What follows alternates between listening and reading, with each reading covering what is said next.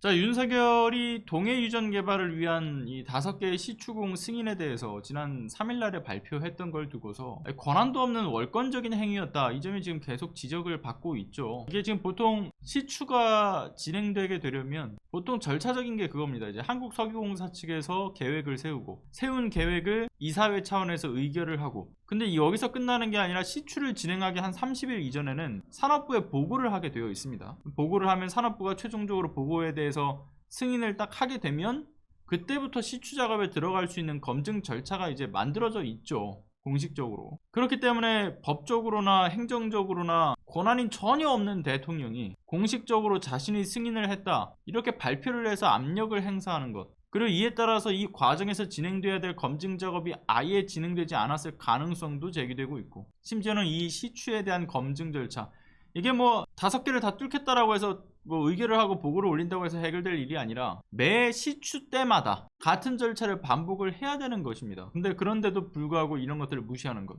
5개의 시추를 사전에 먼저 승인하는 것은 절차상 맞지 않는 일이기도 한 것이죠. 그래서 앞으로도 이 검증 작업 역시 거쳐지지 않을 가능성도 제기가 되고 있는 거고요. 실제로 석유공사와 산업부 차원에서 압력을 받고 있다라고 추정되는 어떤 대목은 해외자원개발법 5조와 해저광물자원개발법 12조, 14조에 따라서 석유, 가스, 그리고 광물의 소유권이 국가라는 점에 있기 때문에 영토 내 탐사라든가 채취를 하려는 공기업과 민간기업은 산업부에 구체적인 계획을 전달하고, 그 전달하는 과정에서 이를테면 탐사 면적이 어느 정도 된다, 그리고 자원이 어느 정도 매장되어 있을 것으로 추정이 된다, 다 신고를 하게 되어 있어요. 그런데 2020년만 해도 8억 배럴 가량 정도가 이제 점쳐졌던 탐사 자원량이 140억 배럴로 이제 변경된 데 있어서 산업부가 이 변경 사항에 대해서 검증을 거쳐서 의결을 했다라는 얘기인 건데, 근데 앞서 대통령이 시추에 대한 승인을 했던 것처럼 이러한 절차 역시도 정상적으로 진행되지 않았을 가능성이 농후해 보이죠. 그리고 참고적으로 이제 이야기를 하자면, 이게 파헤치면 파헤쳐질수록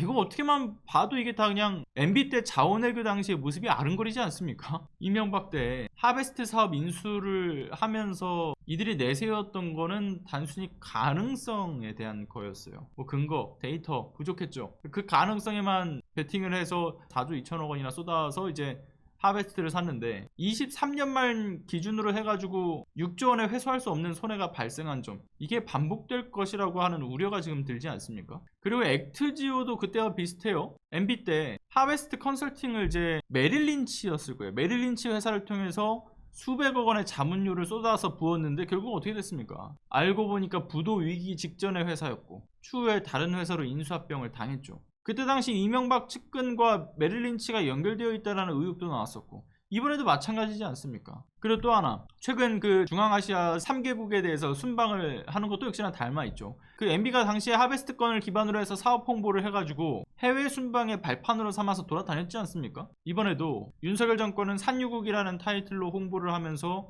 자원외교 순방을 간 것 아닙니까? 그리고 또 여기서 또 하나 또 닮아있는 부분, 과대 홍보를 하죠. 하베스트 건도 매장량 가치를 2억 1990만 배럴 정도라고 이야기를 했는데 추후에 확인된 매장량, 이게 갑자기 2억에서 1억으로 줄어들고 1억 9,500만 배럴로 줄어들었죠. 근데 이번엔 더 심각해요. 반대로 8억 배럴에서 아무런 근거, 그러니까 데이터도 없이 140억 배럴로 무려 17배가량을 뻥튀기 했다, 이런 논란이 일고 있지 않습니까? 그리고 이번에 동해유전 개발건도 그렇고 장관 차원에서 발표한 게 아니죠. 대통령이 직접 발표를 하게 되면서 관련 부처들에서는 이거는 빼도 박도 못하는 사업을 진행하지 않을 수가 없게 된 것도 동일합니다. 결국에는 MB 때와 마찬가지로 결과까지 이어지게 된다면 이 동해유전 개발건의 경우도 이제 복구비 투자에 천문학적인 혈세가 추가적으로 투입되게 될 수 있는 그 리스크, 이게 정말 걷잡을 수 없게 불어나게 되는 거죠. 따라서 해외자원개발법과 해저광물자원개발법에 따라서 적법한 절차에 따라서 수립된 계획인지 여부를 확인하고 이 안에서의 어떤 위법성을 토대로 해서 탐사 시추를 막아세울 수 있는 그러한 방법, 그리고 8억 배럴이 어떻게 액트지오의 참여로 140억 배럴로 탐사 자원량이 급증을 했는가, 그리고 QI랩스가 원래 이 관련된 부서를 맡아오다가 고작 직원 수 1명에 이 연평균 3,700, 800 정도밖에 못 벌어들이는 이 영세한 거의 구멍가게 수준의 회사가 어떻게 이 분석을 맡게 됐는지, 이 국정조사를 출발로 해서 수사기관의 의뢰 요청으로 그 위법성을 따져 물어야 되는 거죠. 아무튼 또다시 MB 자원외교 시즌2로 이 나라를 말아먹지 않도록 지금 상황에서 할 수 있는 모든 방법을 총동원해야 되지 않겠습니까? 이 윤석열의 월권적 행위에 대해서도 책임을 물어야 될 테고요. 오늘도 역시나 아무튼 까면 깔수록 대국민 사기극이다 라고 생각이 드는 점만 더 선명해지는 만큼 우리도 그만큼 계속 관심을 기울여야 된다고 보고요. 국회 차원에서도 더 힘을 쏟아주기를 바랍니다.